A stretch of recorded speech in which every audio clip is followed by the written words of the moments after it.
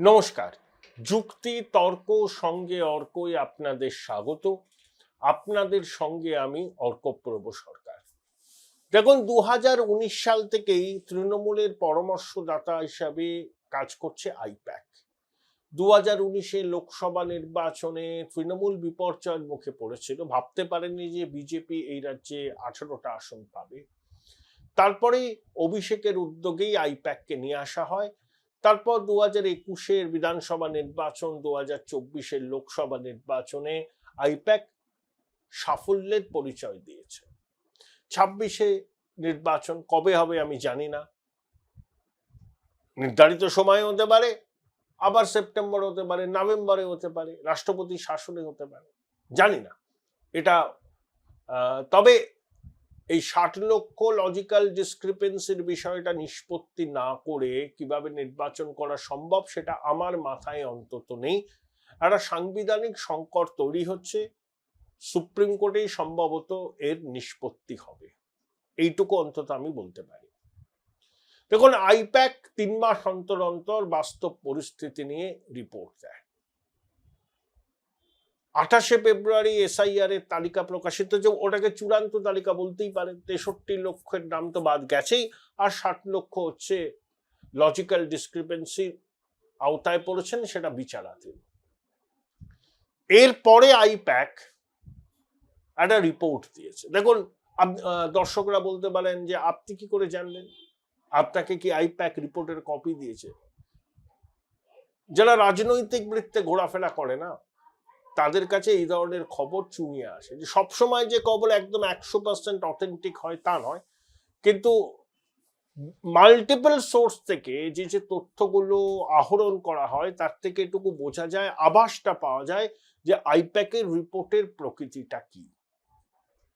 দেখুন, কিছুদিন আগে আইপ্যাক যে রিপোর্ট দিয়েছিল তাতে তারা বলেছিল সর্বোচ্চ 154-55টা আসন তৃণমূল পেতে পারে। সেটা কিন্তু 28শে ফেব্রুয়ারির আগে।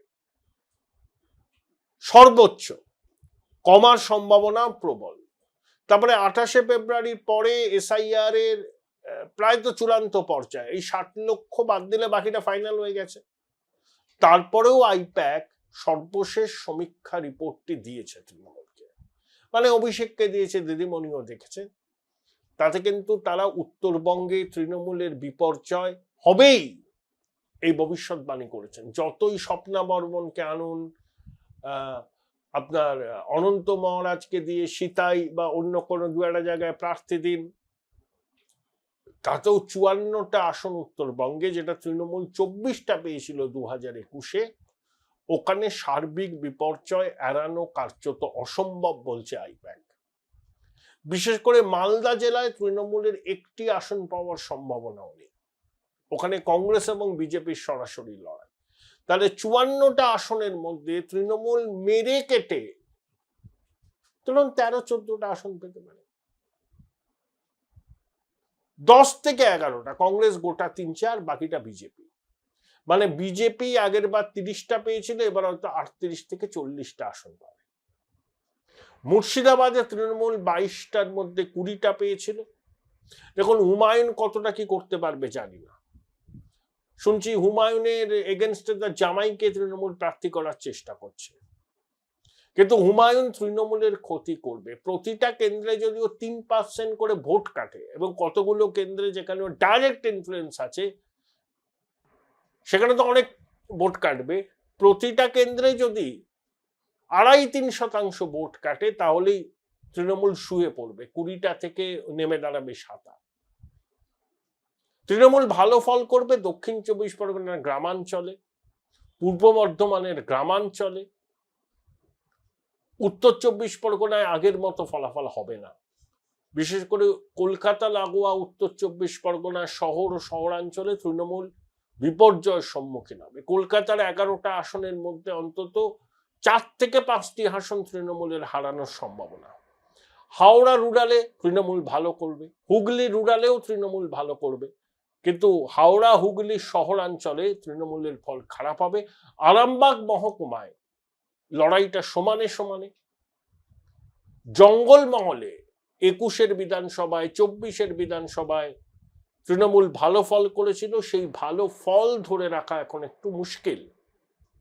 পুরুলিয়া, বাঁকুড়া, বিষ্ণুপুর, এর মধ্যে বাঁকুড়া 2024 লোকসভায় তৃণমূল জেতে, বিষ্ণুপুর এবং পুরুলিয়ায় বিজেপি জেতে, সেখানেও কিন্তু তুল্যমূল্য লড়াই। যে অ্যাডভান্টেজটা তারা আগে পেয়েছিল সেই অ্যাডভান্টেজের জায়গাটা আর নেই। আইপ্যাক বলছে হিন্দু ভোটের ব্যাপক মেরুকরণ হচ্ছে, অন্তত 100টার মধ্যে হয়তো 65টার বেশি হিন্দু ভোট বিজেপির পক্ষে যাবে। আর যে সাইলেন্ট মেজরিটি, যে কথাটা আমি বারবার বলি, তারাই তো ভোটের ফলাফলকে নিয়ন্ত্রণ করেন। কে জিতবে, কে হারবে, কে সরকার করবে, কার সরকারের পতন হবে, ওটা ওই সাইলেন্ট মেজরিটি ঠিক করেন। এই সাইলেন্ট মেজরিটির সিংহভাগের মধ্যে এখন হৃদয়ে পরিবর্তনের আকাঙ্ক্ষা, এটা আইপ্যাক স্পষ্ট করে বলেছে। লক্ষ্মীর ভান্ডার আর যুব সাথী এগুলো ডিসকাউন্টেড হয়ে গেছে, কারণ সবাই জানেন যে সরকারই আসুক সেই সরকারের পক্ষ থেকে এই ধরনের প্রকল্প বন্ধ করা সম্ভব নয়।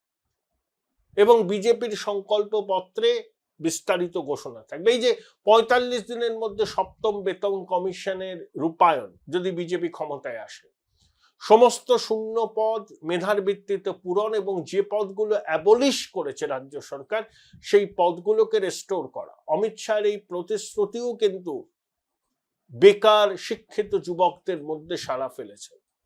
এবং সরকারি কর্মচারীরাই যেহেতু ভোটের কাজে নিযুক্ত থাকেন, 7ম বেতন কমিশনের সুপারিশ লাগু করার প্রতিশ্রুতি ক্ষমতায় আসলে 45 দিনের মধ্যে সমস্ত সরকারি শূন্য পদে নিয়োগ, অবলুপ্ত সরকারি পদের ফিরিয়ে আনা, এগুলো সরকারি কর্মচারী মহলে কিন্তু একটা প্রভাব ফেলেছে বলে আইপ্যাক বলছে। তাই শুধু ভাতা সাম্রাজ্য সৃষ্টি করে বারবার বৈতরণে পেরোনো চায় না। মানুষ চায় কর্মসংস্থান, মানুষ চায় শিল্প, মানুষ চায় পরিকাঠামো। ভাতা দেওয়ার অর্থ হচ্ছে আপনি আর কর্মসংস্থানের দাবি করতে পারবেন না, যিনি ভাতা দিন, কিন্তু ভাতার সঙ্গে সঙ্গে স্কিল ডেভেলপমেন্টকে যুক্ত করুন। আমার আপনার টাকা, করের টাকা খোলামকুচির মতো আপনি বিতরণ করবেন, এটা তো হতে পারে না। যারা ভাতা নেবেন তারাও অনেকে দেখবেন ভোট দেবেন না। লক্ষ্মীর ভান্ডারের প্রাপকদের একটা বড় অংশ ভোট দেবে না, বিশেষ করে হিন্দু মহিলা মাতৃশক্তির একটা বড় অংশ তিতি বিরক্ত এই সরকারের উপর। দিয়ে দিচ্ছেন না, বলছেন 31শে ডিসেম্বরের মধ্যে সময় দেওয়া হোক। আপনি তো দিয়ে দিতে চান না, সরকারি কর্মচারীদের প্রতি তো আপনার দরদ নেই বলেই তো অনেকে বলছেন। আপনি মনে করেন আপনার ভোট ব্যাংকেরা নয়, এদেরকে দিয়ে কি হবে? আপনি কথায় কথায় সুপ্রিম কোর্টের নির্দেশের কথা বলেন না, সর্বোচ্চ আদালতকে সম্মান করেন। এই হচ্ছে আপনার সর্বোচ্চ আদালতকে সম্মান করার নমুনা। যে সরকারি কর্মচারীরা আপনার সরকারের জনমুখী প্রকল্প রূপায়ণ করেন উদাস্ত খেটে, যে পুলিশের সাহায্য ছাড়া তৃণমূল চলতে পারে না, তাদেরকে আপনি ডিএ থেকে বঞ্চিত করছেন। আবার নানা ছুতোয় তারিখ পে তারিখ, তারিখ পে তারিখ, যেভাবে হোক এই নির্বাচনটাকে কাটিয়ে দেওয়া যায়। এগুলো সব মানুষ ধরে ফেলেছে। বারবার আপনি পশ্চিমবঙ্গের মানুষকে টুপি দিতে পারবেন না।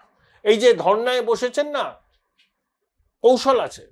নির্বাচনটা শুধু এসআইআর এর আবর্তে হোক। আপনার 15 বছরের সাম্রাজ্যের অপকীর্তি, চুরি, ডাকাতি, দুর্নীতি, খুল্লা সংখ্যালঘু তোষণ, এগুলো পিছনের সারিতে চলে যাক, কারণ এগুলো কোনো জবাব তো নেই। শুধু এসআইআর এর আবর্তে ভোট হোক, এই ন্যারেটিভ তো করতে চাইছেন, এটাও সফল হবে না। দেখে নেবেন, আইপ্যাক সব দেখে শুনে অনেক প্রার্থী বদলের কথা বলেছে। কে কটা আসন পাবে সেটা আমি জানি না আইপ্যাক কি বলেছে, আমার কাছে এখন লেটেস্ট খবরটা নেই, কিন্তু বলেছে ওভারঅল যদি দেখেন কিছুটা হলেও অ্যাডভান্টেজ বিজেপি। এই মুহূর্তে ভোট হলে বিজেপির ভোট প্রাপ্তি 44-45% কাছে এসে দাঁড়াবে। মানে লোকসভায় ছিল 39%, বিধানসভায় সেটা আরো 6% বাড়বে এই মুহূর্তে ভোট হলে। কাটে কাটাক্কার ঠিকই, কিন্তু সার্বিক দিক থেকে দেখতে গেলে বাংলায় এবার একটা পরিবর্তনের আকাঙ্ক্ষা মানুষ হৃদয়ে ধারণ করছে। সেই জন্য কিছুটা হলেও অ্যাডভান্টেজ বিজেপি। এটাই বলছে I-PAC. Join Indian Institute of Hotel Management now. Right choice, right decision.